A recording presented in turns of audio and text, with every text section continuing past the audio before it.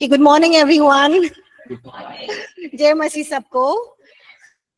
Okay, we're going to study about Christology. और हम जो है मसीह का अध्ययन अभी करेंगे. So we'll just begin with the word of prayer and then we'll continue. Okay, और let's हम pray. प्रार्थना से शुरू करेंगे और उसके आगे बढ़ेंगे.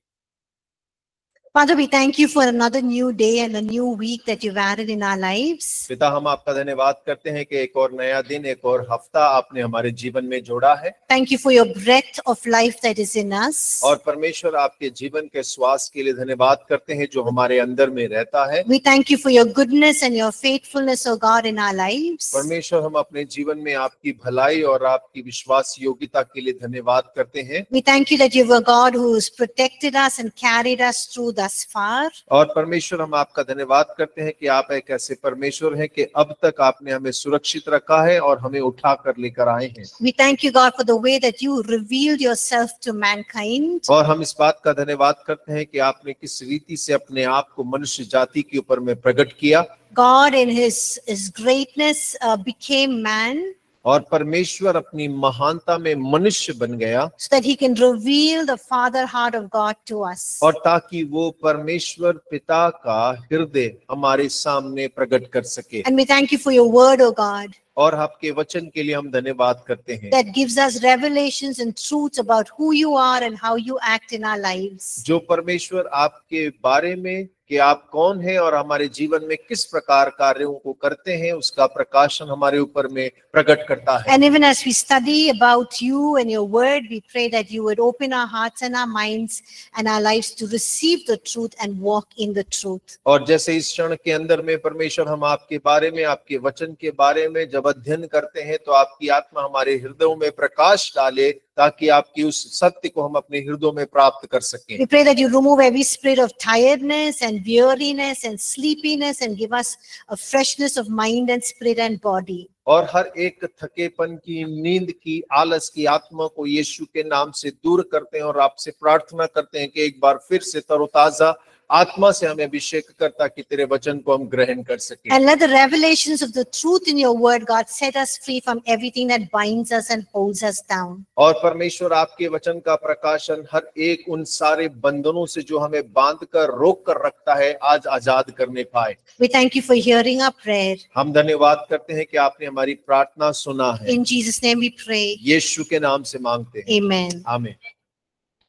Okay, so we're going to study about Christology. और हम मसीह के व्यक्तित्व के बारे में अध्ययन करने जा रहे हैं. So I asked you what you understand by this word Christology or this course Christology. और जैसे मैंने आपसे सवाल किया था कि आप जब हम कहते हैं कि मसीह के व्यक्तित्व का अध्ययन करेंगे तो इसके बारे में आप क्या समझते हैं? So you said Christology is studying about the nature of Jesus Christ. और आपने कहा इस विषय का अर्थ है कि हम यीशु मसीह के स्वभाव के बारे में अध्ययन करेंगे. About his humanity, right? You said person of Jesus Christ. और यीशु मसीह व्यक्ति और व्यक्तित्व क्या है उसके बारे में अध्ययन करेंगे. Study about his covenants and who he is to us. और उसकी वाचाओं के बारे में और वो हमारे प्रति कौन है उसके बारे में हम अध्ययन करेंगे. And someone else said about his life and ministry. और एक और भाई ने कहा कि उसके जीवन और सेवकाई के बारे में हम अध्ययन करते हैं. So in Christology, और मसीह के जीवन के अध्ययन के इस विषय में we're basically going to study about और हम मूलतः केवल इस बात पर अध्ययन करेंगे how Jesus was fully man and fully God. कि यीशु मसीह किस प्रकार पूर्ण रीति से परमेश्वर और उसी समय पे पूर्ण रीति से मनुष्य थे.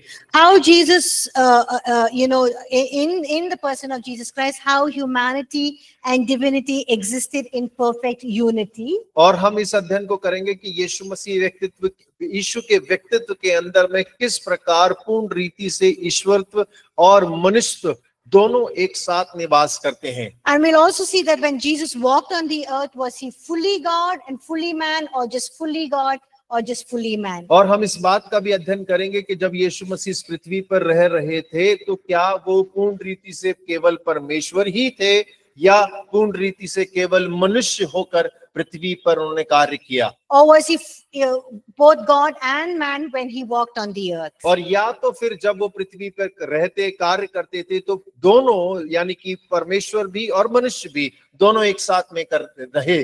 So when Christology is basically a field of study within Christian theology, और देखिए ये जो मसीह चरित्र का अध्ययन जो है वो एक ऐसा क्षेत्र है जो मसीहों के मध्य में रह के अध्ययन किया गया है। so when we say theology, what comes to your mind? और जब हम एक थियोलॉजी या धर्म सिद्धांत शब्द सुनते हैं तो आपके मन में क्या विचार आता है?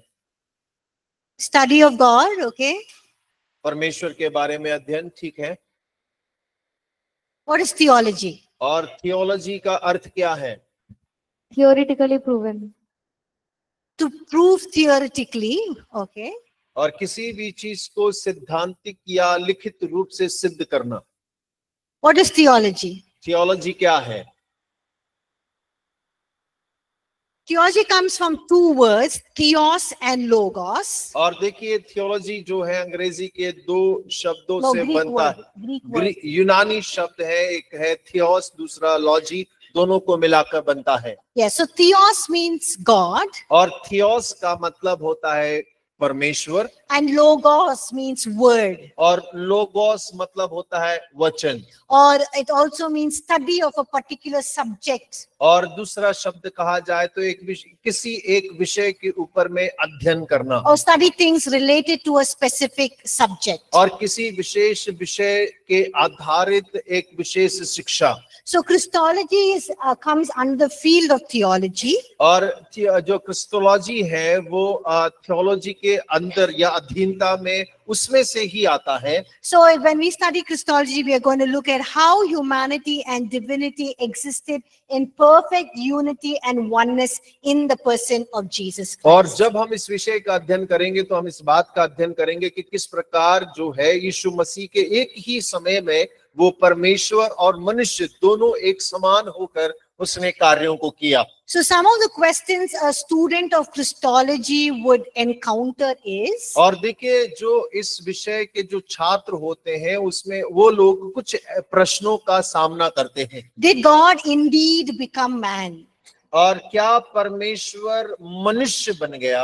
How can God become man? और परमेश्वर कैसे मनुष्य बन सकता है? And how can humanity and divinity exist in perfect unity and oneness in the person of Jesus और Christ? कैसे मानवता और ईश्वर जो है एक ही साथ में एक एकता के साथ में मसीह यीशु के रूप में पृथ्वी पर कार्य कर सकते हैं? So it's basically understanding this question that Jesus asked his disciples. और ये समझने की आवश्यकता है कि जब यीशु मसीह ने अपने चेलों से इस प्रश्न को किया In Caesarea Philippi, और फिलिपाई शहर में, who do men say that the Son of Man is? और वो मनुष्य क्या कहता है कि मनुष्य का पुत्र है? Matthew 16 verse 13. और मत्ती 16 उसके 13 में लिखा है। Jesus asked his disciples, who do men say that I am? और यीशु ने अपने चेलों से पूछा कि तुम क्या सोचते हो कि लोग मेरे बारे में क्या कहते हैं? What was the response of the disciples? और चेलों की उत्तर क्या थे?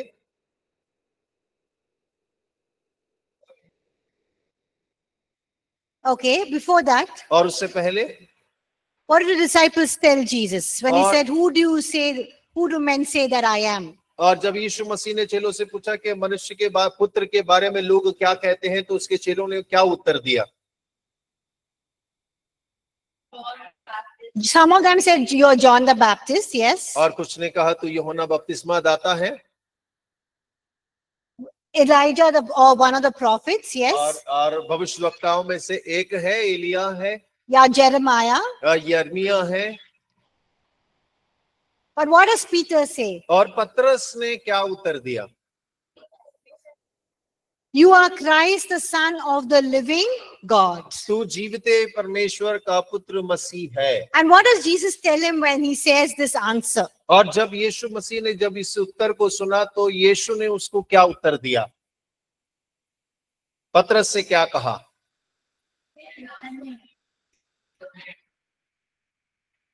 What does he tell Peter? और यीशु ने पतरस से क्या कहा? When he says you are the son of the living God. जब You are the पतरस Christ, the son of the living God. और जब पतरस ने कहा कि तू परमेश्वर का जीविता पुत्र मसीह है, तो यीशु मसीह ने पतरस से क्या कहा? Huh? Please, by your faith, look at Matthew chapter 16. और मत्ती 16 अध्याय देखिए उसका 17 पद। Yes, this is not, the flesh and blood has not revealed this to you, और मांस और लहू ने इस बात को तुझ पर प्रकट नहीं किया है, but my Father in heaven has made this truth or this revelation known to you. और मेरे स्वर्गीय पिता ने इस सत्य को तुझ पर प्रकट किया है। So the same way Jesus asked his disciples, और वैसे ही यीशु मसीह ने अपने चेलों से पूछा, a student of Christology will have to encounter this question. और Who do you say that Jesus the Son of Man is? और वैसे ही इस विषय के जो छात्र हैं उनको भी इस प्रश्न का सामना करना पड़ता है कि आप क्या सोचते हैं कि मनुष्य का पुत्र कौन है? So we're going to try answering this question. और हम लोग अभी यहाँ प्रयास करेंगे कि इस प्रश्न का हम उत्तर दें। So do you think Jesus, when he walked on this earth, was only God? क्या आप सोचते हैं कि जब यीशु मसीह इस पृथ्वी पर थे तो केवल वो परमेश्वर के रूप में पृथ्वी पे चलते फिरते थे, Or was he only man? और या तो फिर वो केवल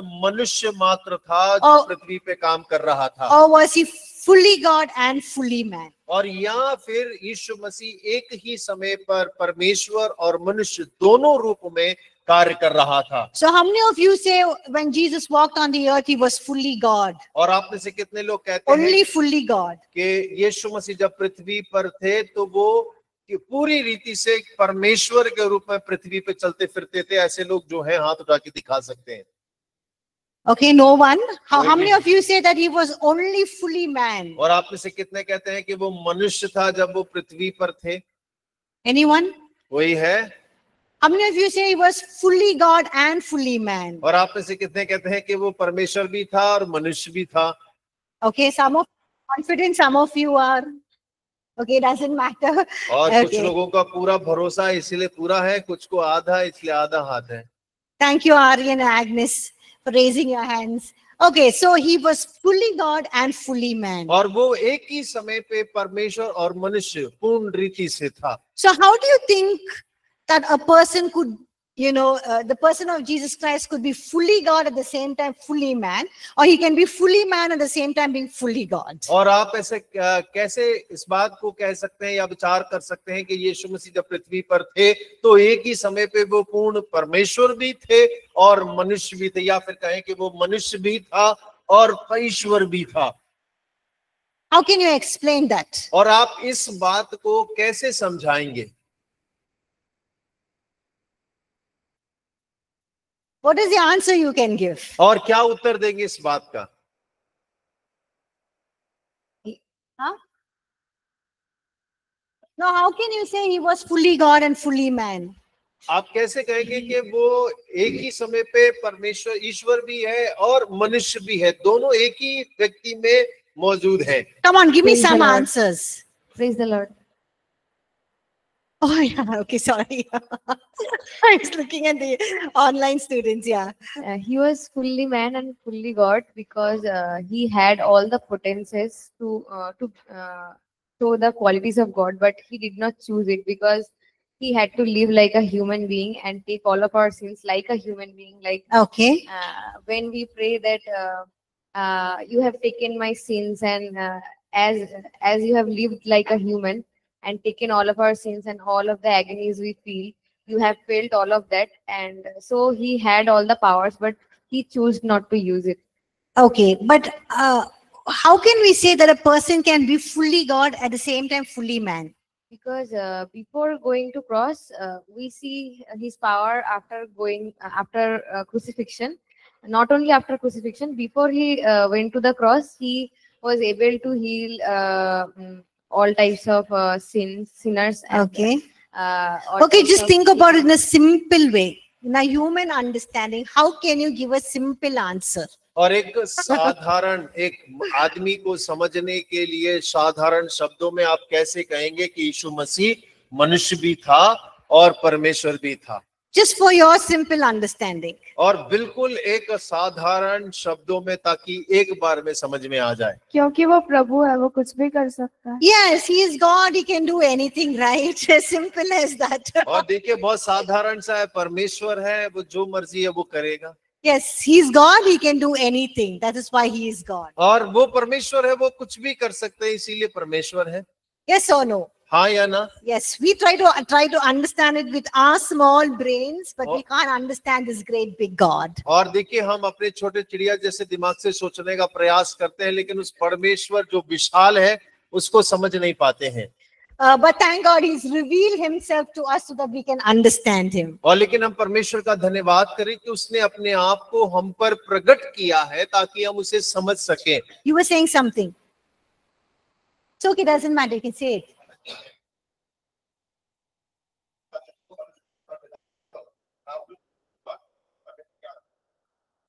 Okay.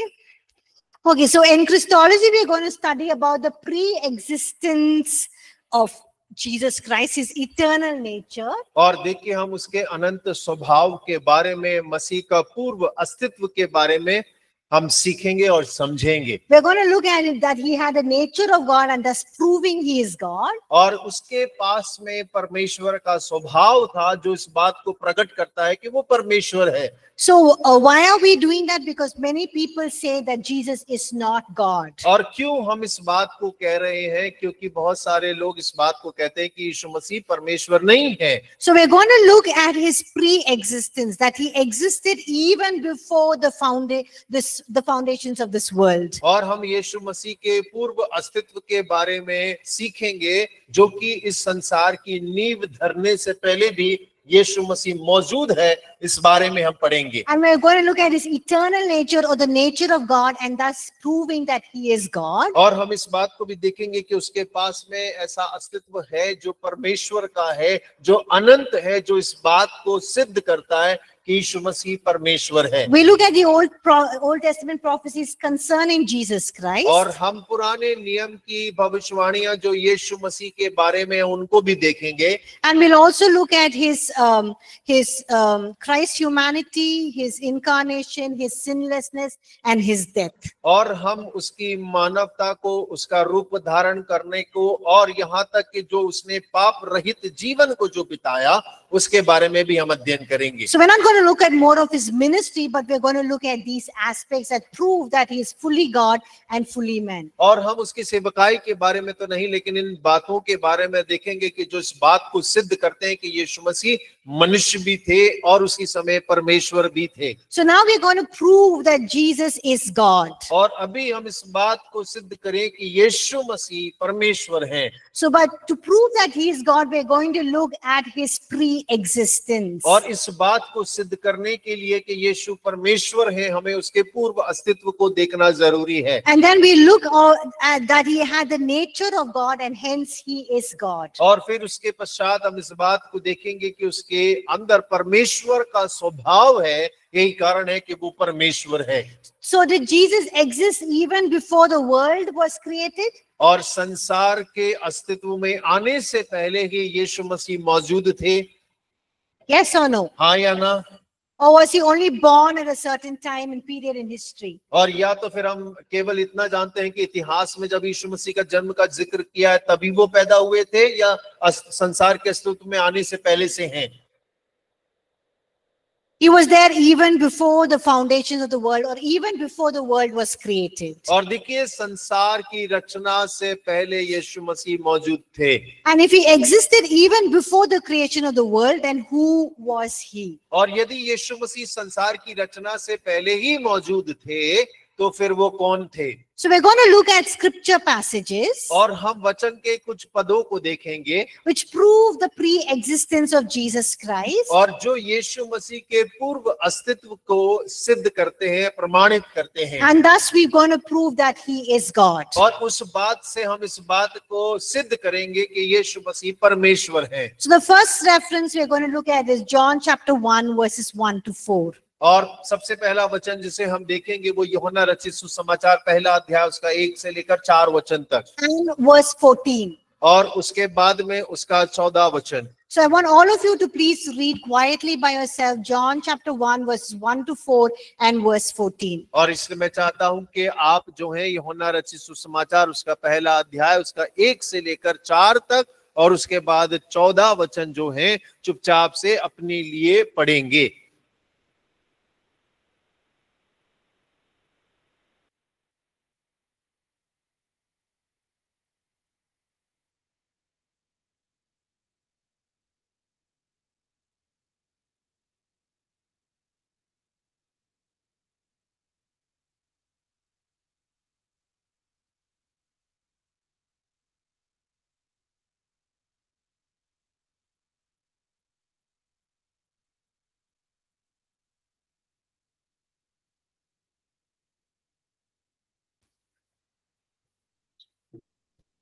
Just verses 1 to 4 and verse 14. और 1 से 4 और उसके पश्चात 14 वचन।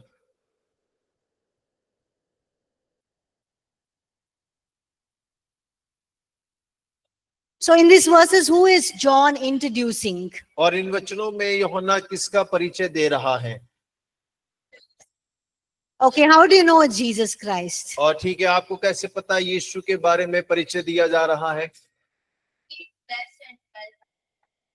Okay, he's saying the word became flesh and dwelt among us, और वो right? कहता है कि वचन देहधारी हुआ और हमारे बीच में डेरा किया। Now, how is John introducing Jesus? What is the word he's using for Jesus? और यीशु मसीह के लिए क्या वचन क्या शब्द का वो इस्तेमाल कर रहा है? Yes, he's using the word. और वो शब्द इस्तेमाल करता है वचन। Why is he introducing Jesus as the word? And why doesn't he just say in the beginning was Jesus and Jesus was with God and Jesus was God? He was in the beginning with God. All things were made through him. और देखिए क्यों यूहन्ना ने वचन कह के इस्तेमाल किया है, क्यों यीशु मसीह कह के नहीं कहा है? उसको ऐसे लिख देना चाहिए आदि में यीशु था, यीशु परमेश्वर के साथ था और यीशु ही परमेश्वर था और यही आदि में परमेश्वर के साथ था, सब कुछ उसी के द्वारा उत्पन्न हुआ। इस प्रकार क्यों नहीं लिखा है? Why does he use the word? और क्यों यहाँ वो वचन शब्द का उपयोग करता है? And if you look at it in the English Bible, it actually has a capital W. और यदि आप अंग्रेजी में पढ़ेंगे तो जो अंग्रेजी का शब्द जो W है वो कैपिटल लेटर्स में लिखा हुआ है। Actually, if you look at it grammatically, it's wrong. It should be a small w. और यदि व्याकरण के आधार पर देखेंगे तो वो गलत है, वहाँ छोटा होना चाहिए था। But when you're talking about a person, a personality, we use a capital letter. और लेकिन जब हम किसी व्यक्ति या व्यक्तित्व के बारे में करते हैं तब हम कैपिटल लेटर का इस्तेमाल करते हैं। That's why anywhere in the Bible when you see a capital S in the sentence, और जब कभी बाइबल के अंदर में आप किसी वाक्य के अंदर में अंग्रेजी का S जो अक्षर है उसे कैपिटल लेटर्स में देखते हैं, we are talking about the Holy Spirit, not the spirit of man. और वहां हम पवित्र आत्मा की बात कर रहे होते हैं, मनुष्य की आत्मा के बारे में नहीं। When you talk about the spirit of man, you use a small s. और लेकिन जब मनुष्य की आत्मा का लिखा होता है वहां पे अंग्रेजी में छोटा s का इस्तेमाल किया जाता है। Similarly, when you see he, him, it's talk referring to God and not to man. और देखिए जब अंग्रेजी में ही और हिम यानी कि वो करके With a capital हिंदी में H. और वहां पे जो H है वो कैपिटल में है, तो वो मनुष्य या हमारे बारे में नहीं परमेश्वर के बारे में बात कर रहा होता है। So here he's saying in the beginning was the word. Why does he introduce Jesus as the word? और देखिए यहाँ वो कहता आदि में वचन था, क्यों वो वचन कहकर उसका संबोधन कर रहा है। And if you look at John chapter 1 verse 14, he says the word became flesh and dwelt amongst us. और यदि आप 14 वचन को देखेंगे तो वहां लिखा है वचन देहधारी हुआ और हमारे बीच में उसने डेरा किया। And we see his glory, the glory of the only begotten of the Father, full of grace and truth. और हमने उसकी ऐसी महिमा देखी जो पिता के इकलौते की महिमा, जो अनुग्रह और सच्चाई से परिपूर्ण है। So if somebody asks you, hey, how do you know that this word that John is referring to is Jesus Christ. और आप कैसे इस बात को कह सकते हैं, यदि कोई पूछे कि अरे मुझे आप बताइए कि जब ये वचन का शब्द का इस्तेमाल हो रहा है तो आप इसको कैसे यीशु मसीह कह के संबोधन कर सकते हैं? Look at Revelation chapter 19 verse 13. और प्रकाशित वाक्य 19 अध्याय उसका 13 पद आप देखें। Revelation is the last book in the Bible. और प्रकाशित वाक्य बाइबल की अंतिम पुस्तक है। Oh, sorry, the reference is John chapter 1 verses 1 to 4 and John chapter 1 verse 14. And now we are looking at Revelation chapter 19 verse 13. और हमने पहले यूहन्ना पहला अध्याय 1 से 4 और यूहन्ना पहला अध्याय 1 का 14 देखा और अभी हम प्रकाशित वाक्य 19 उसका 13 देख रहे हैं। So what does it say in Revelation chapter 19 verse 13? और प्रकाशित वाक्य 19 उसके 13 में क्या लिखा हुआ है? His name is called the Word of God. And whose name is called the Word of और God? उसका नाम परमेश्वर का वचन कह के पुकारा गया, वो कौन है? Yes, he's talking about the cloth which was with a robe dipped in blood. और वहां पे लहू छिड़का हुआ वस्त्र पहने है। And who died on the cross and was filled with, blood and shed his blood for us? और किसने क्रूस पर अपना पूरा लहू हमारे लिए बहा दिया? Yes, so Jesus, and here it says his name is called the Word of God. और यहाँ पर इस बात को लिखा गया है कि उसका नाम परमेश्वर का वचन कह के पुकारा गया। But why does John introduce Jesus as the Word? और क्यों यूहन्ना यीशु मसीह को वचन कहकर पुकार रहा है, संबोधन कर रहा है? Why? क्यों? He's using the Greek word logos. Word. और वो यूनानी शब्द का इस्तेमाल करता है, लोगोस शब्द। So it's when you read it in Greek, it's the beginning was a logos. The logos was with theos, and the logos was theos. Theos is God in Greek. और देखिए यदि हम इस प्रकार पढ़े कि आदि में लोगोस था, लोगोस थियोस के साथ था और लोगोस ही थियोस था। So why? और क्यों?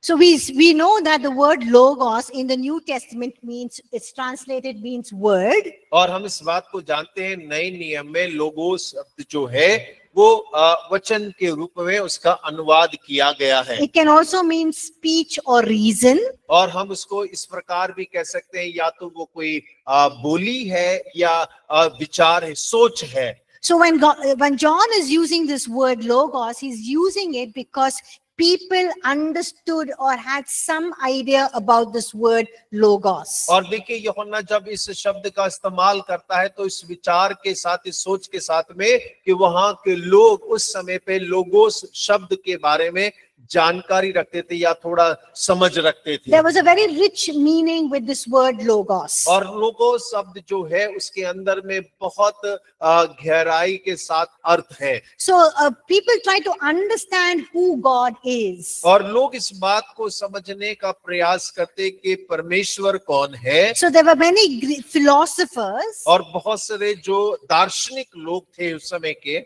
They were trying to understand or give a name or give a meaning or an understanding about who God is. और जिन्होंने इस बात को कि परमेश्वर को समझने के लिए, परमेश्वर के नाम को समझने के लिए समझ के उसमें नाम, कई सारे नाम देने का प्रयास किया। So they used the word logos for, to refer to God. और उन लोगों ने परमेश्वर के प्रति लोगोस शब्द का बहुत इस्तेमाल किया। So one Greek philosopher called Heraclitus. और एक दार्शनिक थे जिनका नाम Heraclitus था। He said that this logos is an eternal principle. और उन्होंने इस प्रकार से कहा कि जो लोगोस शब्द है वो अनंतता के रूप में दर्शाया जाता है, who gives order to this universe. और जो कि इस पूरे ब्रह्मांड को आदेश देता है। So when people look at the universe, there is perfect order, right? और जब लोग ब्रह्मांड को देखते हैं सब कुछ अपने क्रम अनुसार होता है। So he said that this logos is an eternal eternal principle और उन्होंने इस प्रकार से कहा ये लोगोस जो है एक अनंत नियम है which gives order to the universe. और जो कि पूरे ब्रह्मांड को आदेश देता है। So he's basically trying to say, hey, there is a higher power और वो इस प्रकार से कहने का प्रयास कर रहा है कि एक ऐसी सामर्थ्य है जो सबसे ऊपर है who is eternal और जो कि अनंत है and who brings harmony, structure and organization in everything we see in this universe. और इस ब्रह्मांड के अंदर में जो कुछ हम देखते हैं उन सब के अंदर में एकता और सब क्रम अनुसार और उनका सुचारू रूप से चलना उन सब को वो संचालित करती है। And now there's another philosopher. और एक और दार्शनिक थे, His name is Chrysippus. और क्रिस्पिस उनका नाम था। And he referred logos to as a purposeful and guiding reason. और उसने लोगोस शब्द का उपयोग उद्देश्यपूर्ण और मार्गदर्शक कारण का उल्लेख करने के लिए इस्तेमाल किया। He said this logos is a purposeful force. और उन्होंने कहा कि ये लोगोस जो है ये एक उद्देश्यपूर्ण सामर्थ्य है Who governs this universe. और जो कि इस ब्रह्मांड के ऊपर में ब्रह्मांड का संचालन करता है। Who brings order और जो हर चीज को क्रम अनुसार रखता है and meaning to everything that is there that we see in existence. और जो कुछ हम देखते हैं नजर आता है उन सब का एक अर्थ है। And there's another Jewish interpreter of the Old Testament. और एक यहूदी अनुवादक थे जिन्होंने पुराने नियम का अनुवाद किया। His name is Phileo. और उनका नाम फिलियो था। He understood this word logos और उन्होंने इस लोगोस शब्द को समझा as somebody who was an intermediary between God and man. और उसने लोगोस शब्द का अर्थ इस प्रकार समझा कि कोई एक ऐसी सामर्थ्य जो परमेश्वर और मनुष्य दोनों के बीच में मध्यस्थता करता है। He looked at logos as someone who acts as a connection between God and man. और उन्होंने लोगोस को इस प्रकार से देखा कि कोई चीज है जो मनुष्य और परमेश्वर दोनों के बीच में मध्यस्थता का काम करती है। So we see in when John was writing this epistle or this letter, और हम this gospel, और जब यूहन्ना इस सुसमाचार को लिख रहे थे, we see that he used this very familiar word called logos. और उन्होंने इस बहुत चर्चित जो शब्द है लोगोस उसका उपयोग किया। Because people identified with this word logos, they knew the meaning of this word logos. और क्योंकि लोग लोगोस शब्द को समझते भी थे और उससे प्रचलित भी थे। And so with this rich understanding of this word logos, और देखिए इस लोगोस शब्द की इतनी ज्यादा समझ होने के साथ में he says no, this logos is not just an intermediary between God and man. और उसने इस प्रकार से कहा कि ये लोगोस शब्द केवल मनुष्य और परमेश्वर के बीच में बिछवाई करने वाला ही नहीं है। This logos is not just a purposeful force that is guiding this whole universe and bringing about order and providing existence to everything that we see here on the earth. और वो ये कहता है कि ये केवल मार्गदर्शक या उद्देश्यपूर्ण ही नहीं है जो पूरे ब्रह्मांड को सुचारू रूप से चलाता है, आदेश देता है या उसका संचालन करता है, केवल इतना ही नहीं है। This logos is also not an eternal principle that brings structure and harmony and all order in this universe. और लोगों से केवल अनंत एक ऐसी मात्रता नहीं चीज नहीं है जो पूरे ब्रह्मांड के अंदर में एकता ले आए, मेल भाव ले आए या उसे क्रम अनुसार बनाए रखे। But he's saying this logos is God. और लेकिन यूहन्ना कहता है कि ये लोगोस परमेश्वर है। So if you were living in the time of John and you were reading this, you will understand this word logos because it had such a rich meaning. और यदि आप यूहन्ना के समय में अगर झांक कर देखें और अभी इस शब्द को पढ़ते हैं तब आप समझ पाएंगे कि इस शब्द में बहुत गहराई के साथ में मतलब छुपा है। So he's saying this logos is God. He is not just some force. He is not just somebody who's giving order in this universe. He's not somebody also who's an intermediary connection between God and man, but he is God. और वो इस प्रकार से कहता है ये केवल एक सामर्थ्य नहीं है, एक दबाव नहीं है, एक मध्यस्थ नहीं है जो मनुष्य और परमेश्वर के बीच में कार्य करती हो, या कोई ऐसा सामर्थ्य नहीं है जो पूरे क्रम को बनाए रखे हो, लेकिन लोगोस ही परमेश्वर है। So in this first 4 verses of his gospel, और उसके सुसमाचार के पहले 4 वचन जो हैं, he actually introduces 4 important attributes of who Jesus is as God. और वो मसीह के 4 गुण जो महत्वपूर्ण गुण हैं इस बात को दर्शाता है। So tell me which is the first thing he says about Jesus as God in John chapter 1. और आप मुझे बताएं कि यूहन्ना पहले अध्याय में परमेश्वर के रूप में Everyone look at your Bibles please and tell me. और सभी अपनी बाइबल खोलकर मुझे बताएं कि यूहन्ना कौन से पहले गुण को यीशु मसीह के परमेश्वर के रूप में बता रहा है। The word was in the beginning. और आदि में वचन था। He does not say the word was from the beginning. और उसने ये नहीं कहा कि वचन आदि से था। Yeah, he does not say he was from the beginning, but he says the word was in the beginning.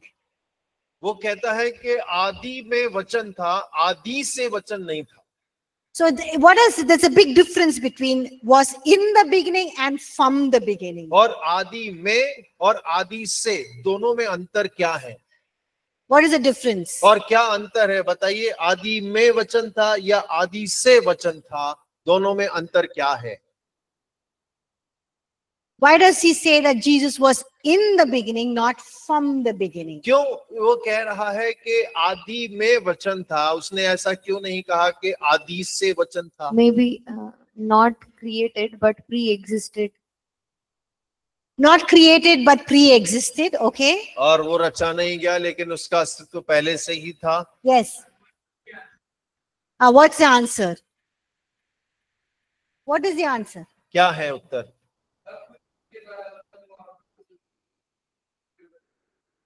Yeah, everything was created by him. Without him, nothing was made that was made. और देखिए सब कुछ उसी के द्वारा बनाया गया है, बिना उसके कुछ भी नहीं है। So if we say that Jesus was in the beginning, और वो कह रहा है कि आदि में यीशु मसीह था, it means that he was also there before the beginning, so he had to be in the beginning. और इसका अर्थ ये है कि आदि से पहले ही यीशु मसीह मौजूद था, इसीलिए जब रचना किया गया तो वो आदि में मौजूद था। If you say he was there from the beginning, that means there was a time when he was and he was not there also. और जब हम कहते हैं कि आरंभ से ही वो वहां पर मौजूद था, इसका मतलब जब आरंभ ही नहीं हुआ था उससे पहले भी वो वहां पर मौजूद था। So when we say he was from the beginning, we mean that there was a time when he was not there and there was a time when he was created and there in the world. और जब हम कहते हैं कि आदि से वो था, इसका अर्थ मतलब है कि आदि के पहले वो नहीं था, लेकिन जब निर्माण किया गया, रचना किया गया,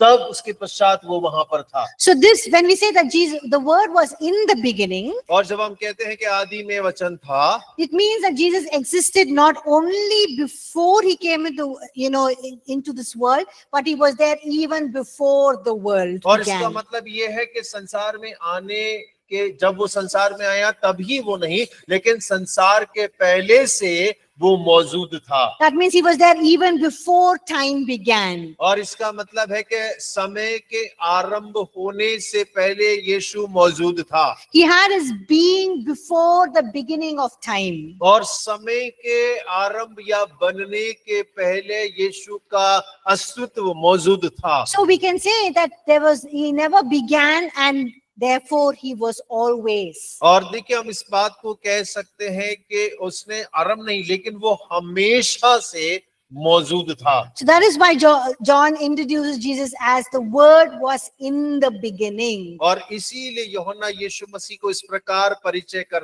देता है कि आदि में वचन था, यीशु मसीह था। Okay, what is the second important attribute that John reveals to us in John chapter 1? और यूहन्ना पहले अध्याय में वो दूसरा कौन सा गुण है जो हमको बतलाता है, That proves that Jesus is God. और जो इस बात को सिद्ध करता है कि यीशु ही प्रभु है। The word was with God. और वचन परमेश्वर के साथ था। That means what? इसका मतलब क्या है? The word was with God means what? परमेश्वर वचन परमेश्वर के साथ था, इसका अर्थ क्या, इससे क्या समझते हैं? Yes, Jesus was with the Father and with the Holy Spirit. और यीशु मसीह पिता और पवित्र आत्मा दोनों के संग थे। He was ever with God the Father and God the Holy Spirit. और वो परमेश्वर पिता और परमेश्वर पवित्र आत्मा के साथ सदा से हैं। We read in John chapter 1 verse 18. और यूहन्ना 1 उसके 18 में हम पढ़ते हैं, We see that he was in the bosom of the Father, which means he was intimately one or intimate in the presence of the Father. और हम इस बात को पढ़ते हैं कि वो पिता की गोद में थे। इसका अर्थ ये है कि वो पिता के साथ में एक घनिष्ठ रिश्ता रखते हैं। So we see that Jesus was with God. और यीशु मसीह परमेश्वर के साथ थे। And what is the third thing that John is revealing about the divinity of Jesus Christ? और वो कौन सा तीसरा गुण है जो यूहन्ना यीशु मसीह के ईश्वरीय रूप को दर्शाता है? The word was God. Yes. वचन परमेश्वर था। Jesus was God. और यीशु मसीह परमेश्वर था। When we say that Jesus was God, we're saying that he has all the nature or the character that makes God God. और देखिए, हम इस बात को कहते हैं कि वो सारे तत्व और सारा स्वभाव जो परमेश्वर में है, जो परमेश्वर को परमेश्वर बनाता है, यीशु में मौजूद है। So John is saying that Jesus is not a logos, that is an intermediary between God and man, but he is God. और यूहन्ना इस बात को कहता है कि वो केवल लोगोस नहीं जो परमेश्वर और मनुष्य के बीच में मध्यस्थता करता हो, परंतु यीशु स्वयं परमेश्वर है। He's not an intermediary creature, but he is God. और वो मध्यस्थता करने का कोई प्राणी नहीं, लेकिन परमेश्वर है। So look at Psalm 90 verse 2. और भजन 90 उसका दूसरा वचन देखें। It highlights an important attribute of God. और जो कि एक महत्वपूर्ण गुण को प्रकाशित करता है इस परमेश्वर के। Can you tell me what is the attribute of God in Psalm 90 verse 2? All of you can read and answer. What is the important attribute of God? और आप सभी उसको अपनी बाइबल में पढ़ें, भजन 90 उसका दूसरा वचन, और इस बात को बताएं कि कौन सा गुण है जो हम यहाँ पर देखते हैं। God always existed, okay?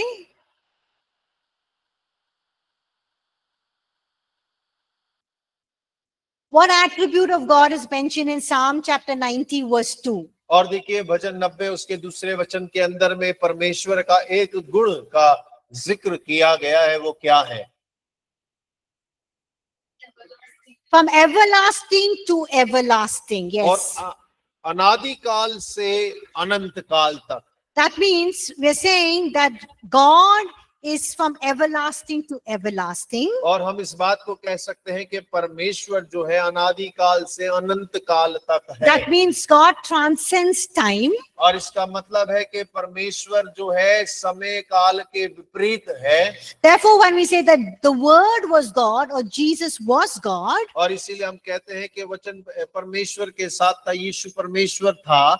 we are saying that we understand that Jesus was from eternity past, everlasting to everlasting means eternity past to eternity future. और हम इस बात को कह रहे हैं कि यीशु मसीह अनंतता से अनादि काल से अनंतता तक है, वो आने वाले भविष्य तक है, उसकी कोई सीमा नहीं है। So when you're saying that God is from everlasting to everlasting, और जब हम कहते हैं कि परमेश्वर अनादि काल से अनंत काल तक we है, are basically saying that he is from eternity past to eternity future. और हम इस बात को कहते हैं कि परमेश्वर जो है अनंतता के बीते कल और अनंतता के भविष्य तक है। And when we're saying that the Word was God, or when we're saying Jesus was God, और जब हम कहते हैं वचन परमेश्वर था, यीशु परमेश्वर था, we're saying that the Word was from everlasting. That means the Word was from eternity past to eternity future. और हम इस बात को कहते हैं कि जो वचन है वो अनादि काल से अनंत काल तक, यानी अनंत काल के बीते कल से आने वाले भविष्य तक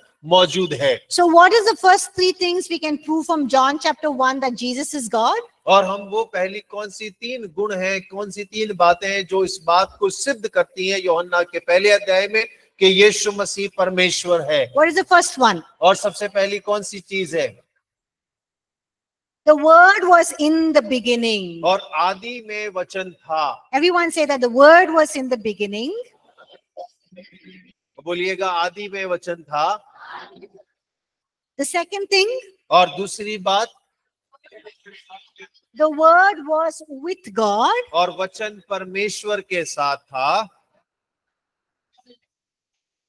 And the word was God. और तीसरा है, वचन परमेश्वर था।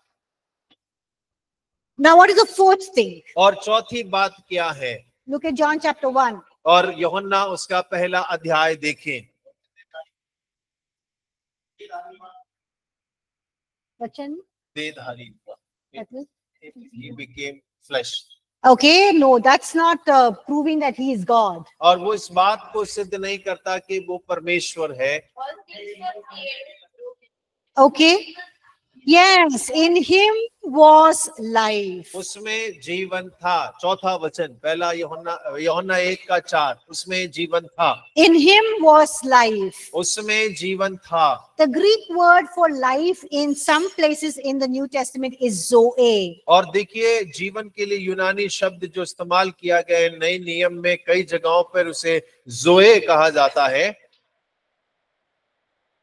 Break time now? Okay. Okay, we'll stop here and then we'll come back after the break. और हम ब्रेक लेंगे और उसके पश्चात हम दोबारा मिलेंगे।